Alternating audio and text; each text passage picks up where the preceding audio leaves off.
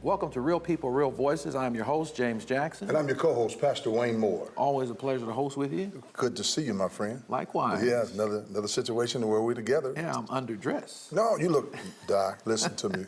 You look fabulous. Thank you. You look fabulous. We're going to have a great show today. Yeah, we're going to make sure people are aware of what's going on. We have a special guest with us today who's going to give us some information about what he's doing in our community.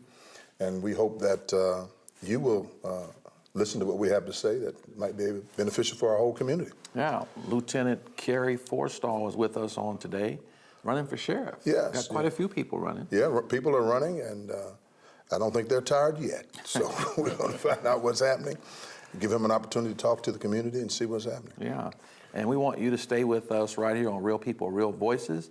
You can watch the program on Sundays at 5:30 and on Fridays, our new time. Yes, at 9:30. At 9:30 every Friday. Tune in. You'll be tremendously blessed. Also go to our YouTube channel and subscribe. You can watch this show over again and others that you might have missed. And like us on Facebook. Like us on Facebook. A lot of great stuff going on. A lot of good information. Right. A lot of good information. Got some things coming down the pipe that we're going to be able to share with the community. I'm excited about it all. Yeah, we'll have to talk about later on. Yeah. The sickle cell telethon coming up. And Sickle Cell Sunday, where churches can participate at a high level of giving. Yeah. And we'll talk about that in the rundown. We'll be back after this.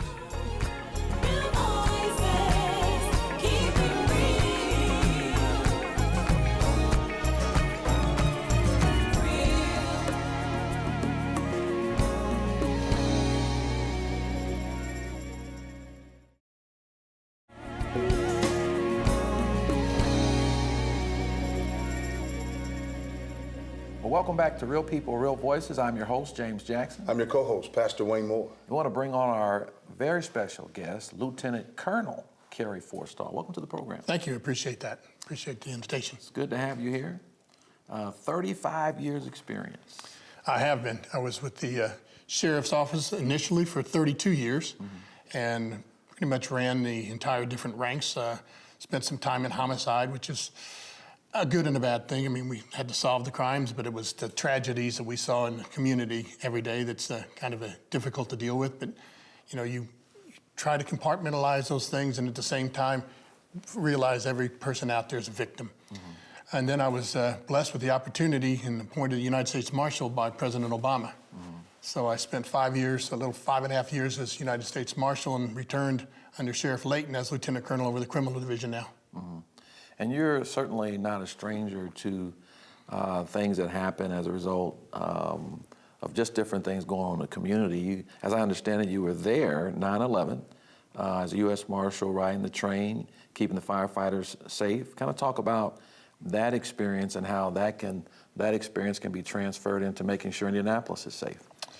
Well, there was no doubt that there was a lot of dangers that from every day we don't know what that is. We've seen in Las Vegas that is it tomorrow? Is it from the outside? Is it from within? And we have to always be prepared. I mean, one of the opportunities I had as when I was a U.S. Marshal was be on Homeland Security in an International Association of Chiefs of Police. I was the Marshal's designee to that committee. And we had, we saw what occurred across the nation. And that was very important. But it really affects you here locally, though. I mean, we can see things on television, but not as much as when it happens in your home or on your block. And that's one of the reasons, that's probably the primary reason I came back to the Sheriff's Office. It's more responsive to the people. I mean, the federal government serves its purpose, but when the sheriff wants to get something done, he or she can get that done because they can say, I'm the sheriff and I want that to happen. And there's a lot of blockings from the federal government that slows things down. Let me ask you a question. What will you offer Central Indiana, Marion County, Indianapolis, as it relates to being the sheriff of Marion County? I think one of the strongest things I can offer is my experience. I was the chief deputy before I left under Sheriff Frank Anderson. I spent 7.5 years as his chief deputy, and the chief deputy is the #2 person in Marion County Sheriff's Office. And others can choose to run, but I think experience is important. We have to, what's coming up now is the building of a new criminal justice center. No one's going to be able to just set that aside and do it and do in the sheriff's office. You're going to have to be able to do both. So you're going to have to run the sheriff's office and simultaneously be sure you protect the judges, make preparations, move the prisoners. That's not to just close it on a Friday, start on a Monday. And I've had that experience. When the merger happened in 2006 between IMPD and the Sheriff's Office, I was appointed as the co-chairman of the Law Enforcement Committee to put that together. Now, whether or not people agreed with it wasn't important, but it was the law. The council voted 17-12 to merge that. So myself and the assistant chief on IMPD were put that together. Keeping all the law enforcement officers happy at the same time and doing it with less money was a challenge. But it was something I was up for, something you don't know what you're going to have to come into. And I think that's what happens as a sheriff. You need to be able to prepare yourself that whatever comes, you're ready to take care of it. Yeah, I think less money. Yeah. We hear the term less money. Less money then, less money now. Correct. Same scenario. How will you operate this system with less money compared to when the merger took place? Well, I know that the mayor is very fiscal, prudent, tight, whatever the phrase is, and I am too. I do not have the same pair of tennis shoes like he does, but you have to live within your budget. But I think there is cost savings that can be made. Matter of fact, was just mentioned today, a collaboration between the mayor and the sheriff to audit the sheriff's office and its spendings, and it's due. It was usually every sheriff does that, but in 2006, we did this merger. The year later, a different mayor came in, things were changed. We haven't had really a chance to stop and look at this again. I think we can look at, is there cost savings that can be done by either agency cheaper or more effective? And I think it's something we need to continually do. 10 years has probably been too long, but I'm glad that both the sheriff and the mayor have decided to work together. And for a side benefit, they're both honorary co-chairman of my campaign for Marion County Sheriff. And please remember that when it's time to vote. Okay. So, Lieutenant Colonel, certainly the race is heating up, and you've worked very closely with current sheriff, Sheriff Layton. Do you think that that's prepared you for possibly becoming the sheriff for Marion County? I do. Sheriff Layton and I, we worked together when we were undercover narcotics. I was in there for about 5.5 years. He was in there for nearly 10. We were both captains together in investigations. So we've done similar jobs. We were both colonels under Sheriff Frank Anderson. I moved on and went to the U.S. Marshal's office, and he was elected by citizens of Marion County to be the sheriff. He asked me to come back at the end of 2015 and said, he's term limited, and some people may not be familiar with that, but Indiana is one of 3 states that you can run for just 2 terms, 8 years, and whether you like the sheriff or you don't like the sheriff, that's as long as he or she gets. So I've had a chance to watch his style. I've had a chance to watch Frank Anderson's style. I was actually a captain under Jack Cotty, so I was able to see 3 different sheriffs in the top administration and take the best of each one and try to make that part of my administration. I think it's great. I think your experience speaks for itself. But at the same time, we're living in a different generation. We are. We have some issues with our Marion County Jail, and that is the mental health issue there. Absolutely. What is your strategy to handle the mental health issue? And many people ask about the commissary. Let the community know about that. Okay, we'll do the easier one first, the commissary. The commissary is a fund that while you are detained, you are allowed to have a bank account, basically, and family can put that in there. That is then, you can buy Twinkies and magazines or whatever you choose to make your time a little bit easier, because there is a minimum number of articles that we supply under the tax dollars. The rest of them are luxuries, if you want to say a luxury in jail, but it's still. So that is an opportunity. Now, that money is then used for different programs. Some of them support the community. They all have to be audited every 6 months and sent to the City County Council. And one of the things they'll do is they'll buy vehicles for transportation. Like if prisoners need to be transported somewhere, those vans are purchased from those funding. So we don't have to use tax dollars. We can use funds from the people that are being detained to purchase some of those vehicles. And each year that's a challenge because it gets less and less because people don't have as much money. And the more difficult question is the mental health. And before you answer that, Lieutenant Colonel, because I want to give you plenty of time to work with that one. Yeah, to work with that one. 1 in 4 Americans suffering from mental health issues. As we understand it, over 80% of those who are detained, suffering with some mental health issue. So we want to give you plenty of time to deal with that. We got to go to break. We do. Okay. And when we come back, Lieutenant Colonel Forstall is going to give us the insight as to how he's going to deal with that problem and kind of talk to you a little bit more about why he believes he's qualified to have that job. We'll be back after this.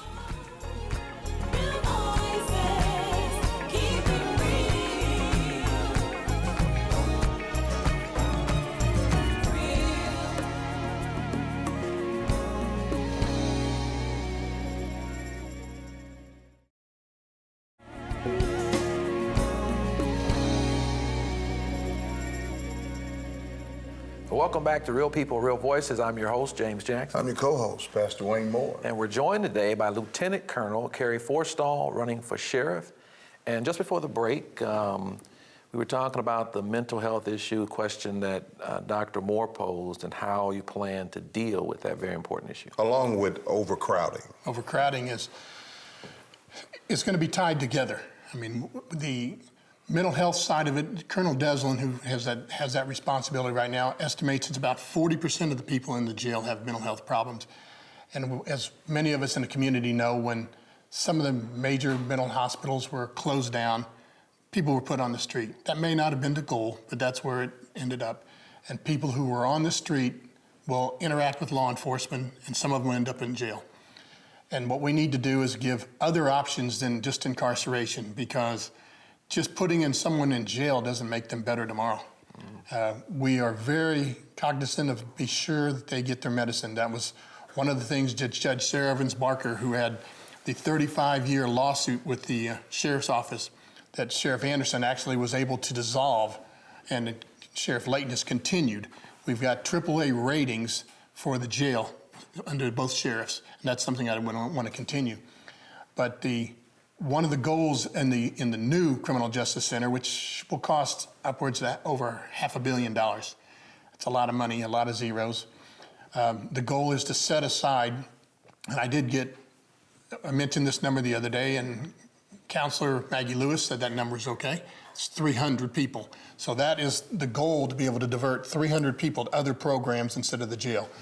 We right now, daily, between the 2 private jails and the 10 jails that we store other people throughout the state, have 2,700 people. So if we build a jail for 3,000 people, we will be where we're at right now. But our goal is to have those 300 people just long enough to move them into the best programs, not another jail cell upstairs. I think we've shown that that's our goal. Now, some people believe that we can arrest less. Well, that's an easier thing to say, because the sheriff doesn't have the final say. I mean, we have 1,600 IMPD officers. We have the city of Lawrence Beach Grove Speedway and the state police that can make their choice when they make an arrest. And when they're dropped off in the sheriff's front steps and say, you're responsible for these prisoners, and fund them, which is one of the things I think this audit will be able to work with the mayor and the sheriff to show the cost that the sheriff absorbs by other agencies throughout the city that he has little control of. I mean, our housing for the people who need medical care out at Eskenazi Hospital, when they're brought out there, that goes into the sheriff's budget. I mean, years ago, when I prepared seven different budgets while working for Frank Anderson from the council, I was hoping that the controller would take that under his budget to show that if we can do it cheaper, a controller who watches every nickel and dime probably can. But no one wants that. They still leave it on the sheriff, and that's who ends up in federal court. So it's a challenge to be sure that we give proper medical care, and ones that we can't ignore. We can't ignore people who need that help, and we can't ignore as a community to pay for that. Let me ask you, as you indicated, 1,600 IMPD officers, and certainly Indianapolis has never had the right proportion of police officers for the growth of the city. At one time, the Sheriff's Department helped to police the outlying areas. We did.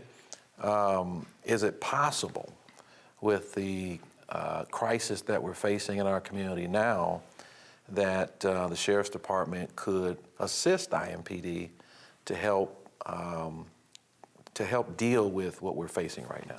And I think we have done that quite a bit, and I think you'll ask some of the IMPD commanders, we have regular thanks. And one of the things we do have the Sheriff's Office, we have over 60 volunteer reserve deputies, a lot of which used to be other law enforcement officers, so they cost us $5 a year. And I mean, Meridian Kessler, we were up there heavily up in Meridian Kessler, and that was much cheaper than paying IMPD or time and a half for overtime. It's the goal to work together with them, though. But one of our challenges is we sent 397 deputies to the merger. And then when Mayor Ballard's administration stopped the merger and divided us again, we didn't get anything back. And he continued to give larger dollars to the IMPD brothers and sisters, all of which deserve the pay they're making. But a third-year patrolman on IMPD is making $65,000. We have to hire a third-year deputy making $35,000. So first we need to get more money for our deputies, be able to do what you're asking. And we also have to show that we can do it cheaper. There's events, public events, where we'll send reserves and other deputies at reduced rates to where IMPD can be back in the neighborhood and not handling those special events. Right. So those are options we have to look at, to where if we sent those 397 over there to be patrol and investigations. And that's the only promise there was. But we are happy to continue to be a law enforcement agency to work with them, and Lawrence, Speedway, Beech Grove. Matter of fact, I don't want to be too long on this, but one of the things I had as U.S. Marshal, we had was the U.S. Marshal Service Task Force. I had 18 other agencies that fell underneath me. So we worked together, Greenwood, Johnson County, Hamilton County, Lawrence. We could go into their neighborhoods with 18 people, solve that problem, and then move to another area and solve that problem, and not have that city or that town have to absorb a lot of money. So I think one of the things we do with our warrants, we serve those warrants throughout Marion County. It's just not, IMPD's jurisdiction. We have to remember that we have the entire county. Right. And those collaborations are so important. Absolutely. So important. Just for a few moments, if you kind of talk to the folk out there and give them a direct message as to your hopes that they will vote for you when they go to the polls. Well, I think what's important is, if you'll remember my name, Kerry Forstall, and you have a chance to have talked to Kerry Forstall on this television, and our partners here, I appreciate the time that they've given me. I am part of this community. I've been a part of this community. I've married 39 years. I have 3 adult children, and you have what, 4 adult children? Yeah. But I actually have 7 grandchildren. I think you have 4. 4, I do. Okay. So I'm competing. You've done your surveillance. Okay. Well, that's the police officer. Yeah. But I want them safe. I want your community safe. I want all of our children and grandchildren to be able to walk the streets safely. And we need to work together to do that. We can't work divided. And I hope that you remember that when Election Day comes around. Well, all the best to you and the campaign, and certainly want to thank you for your 35 years of service. Mm-hmm. Thank you. It's quite a bit of time, and you'll be in our prayers. Thank you. Appreciate that. Yeah, we're going to be praying for you. Okay. This is a Christian television show, and we want people to know that when we bring people on here, we want the community to know what they're talking about, and we want to know that we're praying for you. Thank you. You're welcome. And we want to thank those of you who are in our viewing audience for joining us on today. Remember, you can watch this show not only on Sundays at 5:30, but you can also watch it on Fridays at 9:30 now. just before the football game. Just before the football game. Yeah, so a lot of exciting things. Again, we have several folks who are running for sheriff. All 3, I think it's 3 candidates. 3 candidates. Will be joining us on this show, so you can kind of get a chance to hear what they're all about. We'll be back after this.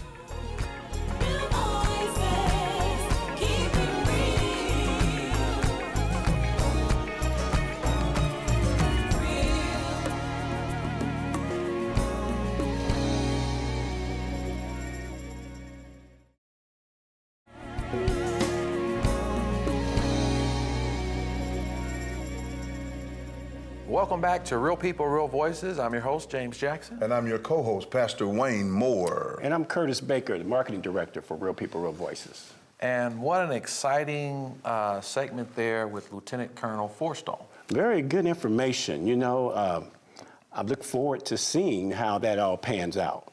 for this election. And I believe that from what he was saying, Lieutenant Colonel, what he was saying, I think he has some great projects coming up. Yeah, and I also think that he has his hands full,